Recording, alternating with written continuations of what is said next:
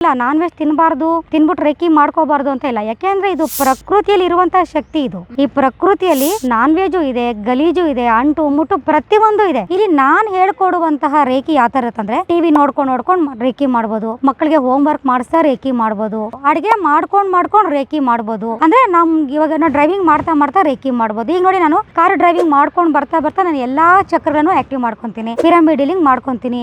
ಇಲ್ಲ ಬೇರೆ ಯಾವ್ದಾದ್ರು ವ್ಯಕ್ತಿ ಅರ್ಜೆಂಟ್ ಇತ್ತಾ, ಪ್ರಾಬ್ಲಮ್ ಇತ್ತಾ, ನಾನು ಡ್ರೈವಿಂಗಲ್ಲಿ ಅವ್ರಿಗೆ ಹೀಲಿಂಗನ್ನು ಮಾಡ್ತೀನಿ. ನೈಟ್ ಆರಾಮಾಗಿ ಒಂದು ಮೂವಿ ಹಾಕ್ತೀನಿ. ಆ ಮೂವಿ ನೋಡ್ಕೊಂಡು ಸುಮಾರು ಒಂದು 20-30 ಜನಕ್ಕೆ ಹೀಲಿಂಗನ್ನು ಮಾಡ್ತೀನಿ. ನಾವು ಸಿಂಬಲ್ ಹಾಕಿದ್ವಾ, ಕರೆಕ್ಟಾಗಿ ನಾವು ಅದಕ್ಕೆ ಸಂಕಲ್ಪವನ್ನು ಕೊಟ್ವಾ, ಅದ್ರ ಪಾಡ್ಗೆ ಅದು ರೇಖಿ ಶಕ್ತಿ ಹರಿತಾ ಇರುತ್ತೆ.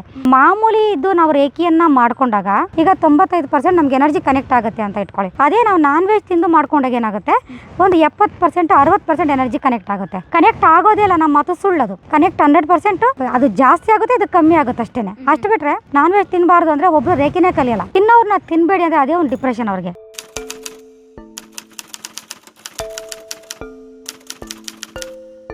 ಹೌದು, ಖಂಡಿತ. ಅಷ್ಟು ಹೇಳ್ಕೊಟ್ರೆ ಸಾಕು, ಪ್ರತಿಯೊಬ್ಬ ಪೇರೆಂಟ್ಸ್ಗೆ ತುಂಬಾ ಖುಷಿ ಆಗ್ಬಿಡುತ್ತೆ.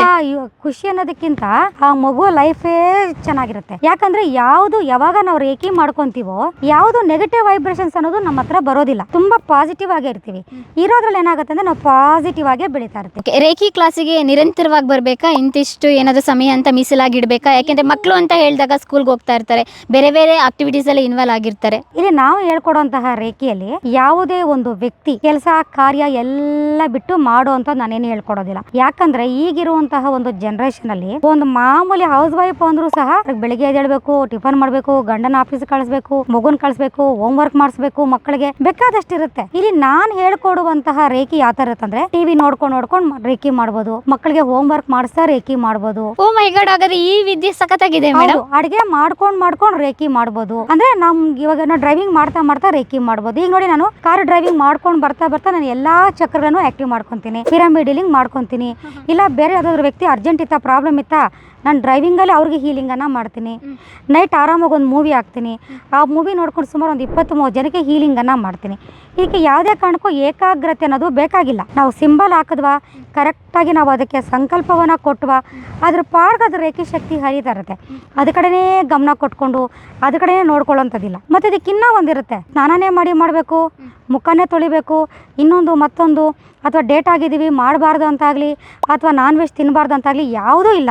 ಆದರೆ ನಾನ್ ವೆಜನ್ನು ಕಮ್ಮಿ ಮಾಡಿ ಅಂತ ನಾವು ಏನಕ್ಕೆ ಕೇಳ್ತೀವಿ ಅಂದರೆ, ಮಾಮೂಲಿ ಇದ್ದು ನಾವು ರೇಖಿಯನ್ನು ಮಾಡ್ಕೊಂಡಾಗ ಈಗ 95% ನಮ್ಗೆ ಎನರ್ಜಿ ಕನೆಕ್ಟ್ ಆಗುತ್ತೆ ಅಂತ ಇಟ್ಕೊಳ್ಳಿ. ಅದೇ ನಾವು ನಾನ್ ವೆಜ್ ತಿಂದು ಮಾಡ್ಕೊಂಡಾಗ ಏನಾಗುತ್ತೆ, ಒಂದು 70% 60% ಎನರ್ಜಿ ಕನೆಕ್ಟ್ ಆಗುತ್ತೆ. ಕನೆಕ್ಟ್ ಆಗೋದೇ ಇಲ್ಲ, ನಮ್ಮ ಮಾತು ಸುಳ್ಳದು. ಕನೆಕ್ಟ್ 100%, ಅದು ಜಾಸ್ತಿ ಆಗುತ್ತೆ, ಇದು ಕಮ್ಮಿ ಆಗುತ್ತೆ ಅಷ್ಟೇನೆ. ಅಷ್ಟು ಬಿಟ್ರೆ ನಾನ್ ವೆಜ್ ತಿನ್ನಬಾರ್ದು ಅಂದ್ರೆ ಒಬ್ರು ರೇಖಿನೇ ಕಲಿಯಲ್ಲ. ತಿನ್ನೋರ್ನ ತಿನ್ಬೇಡಿ ಅಂದ್ರೆ ಅದೇ ಒಂದು ಡಿಪ್ರೆಷನ್ ಅವ್ರಿಗೆ. ಹೌದು, ಯಾಕೆಂದ್ರೆ ನಾವು ಯಾರಾದೋ ಒಂದು ಮನುಷ್ಯಂಗೆ ನಾವು ಟ್ರೀಟ್ಮೆಂಟ್ ಅನ್ನ ಕೊಡ್ಬೇಕು ಅಂದ್ರೆ ಮೇನ್ ನಾವು ಒಬ್ಬ ಹಿಪ್ನೋಟೈಸರ್ ಆಗಿರೋದ್ರಿಂದ ಮೈಂಡ್ಗೆ ತೊಂದರೆ ಕೊಡದೆ, ಅವರ ಒಂದು ಆಸೆಗಳಿಗೆ, ಅವರ ಒಂದು ಭಾವನೆಗಳಿಗೆ ನಾವು ಯಾವುದೇ ಕಾರಣಕ್ಕೂ ಏನು ತೊಂದರೆ ಕೊಡದೆ ಮಾಡಿದಾಗ ಏನಾಗುತ್ತೆ ಅಂದ್ರೆ, ಪ್ರತಿಯೊಬ್ಬರಿಗೂ ನಾವು ಇನ್ನೂ ಮಾಡ್ಕೋಬೇಕು, ಹಾಗಾದ್ರೆ ಇನ್ನೂ ನಾನು ಚೆನ್ನಾಗಿ ಟ್ರೀಟ್ಮೆಂಟ್ ಅಂತ ತನಕ ತಾನು ಮಾಡ್ಕೋಬೇಕು ಅನ್ನೋ ಒಂದು ಆಸೆ ಬರುತ್ತೆ, ಒಂದು ಇಂಟ್ರೆಸ್ಟ್ ಬರುತ್ತೆ. ಇರೋ ರೇಖಿನ ನಿಮ್ ಬೆಳಗ್ಗೆ ಎದ್ದು 5 ಗಂಟೆಗೆ ಎದ್ದು ಸ್ನಾನ ಮಾಡಿ ಪೂಜೆ ಮಾಡಿ ಆಮೇಲೆ ರೇಖಿ ಮಾಡಕ್ ಕುತ್ಕೊ ಅಂದ್ರೆ ಅದು ಒಂದಿನ ಫಾಲೋ ಮಾಡ್ತಾರೆ, 2 ದಿನ ಫಾಲೋ ಮಾಡ್ತಾರೆ, 3ನೇ ದಿನ ಅದು ಬಿಟ್ಬಿಡ್ತಾರೆ. ಎಲ್ಲರೂ ಅಷ್ಟೇನೆ. ಅದಕ್ಕೆ ನಾವ್ ಇಲ್ಲಿ ಏನ್ ಮಾಡ್ಬೇಕಂದ್ರೆ, ಯಾವ ಇದ್ರಲ್ಲೂ ಇಲ್ಲ ನಾನ್ ವೆಜ್ ತಿನ್ನಬಾರ್ದು, ತಿನ್ಬಿಟ್ಟು ರೇಖಿ ಮಾಡ್ಕೋಬಾರ್ದು ಅಂತ ಇಲ್ಲ. ಯಾಕೆಂದ್ರೆ ಇದು ಪ್ರಕೃತಿಯಲ್ಲಿ ಇರುವಂತಹ ಶಕ್ತಿ. ಇದು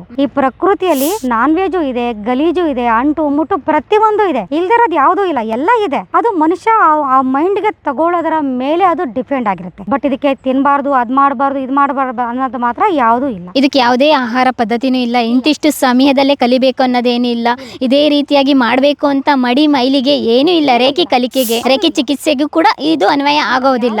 ಓಕೆ, ರೇಖಿ ಚಿಕಿತ್ಸೆನ ಒಬ್ರು ಕಲೀಲಿಕ್ಕೆ ಬಂದ್ರು ಅಂತ ಹೇಳಿದಾಗ ನಿಮ್ಮಲ್ಲಿ ಅವರು ಕಲ್ತಂತ ವಿದ್ಯೆನ ಅವ್ರ ಫ್ಯಾಮಿಲಿಗೂ ಕೂಡ ಅವ್ರು ಕಲಿಸ್ಕೊಡ್ಬಹುದಾ?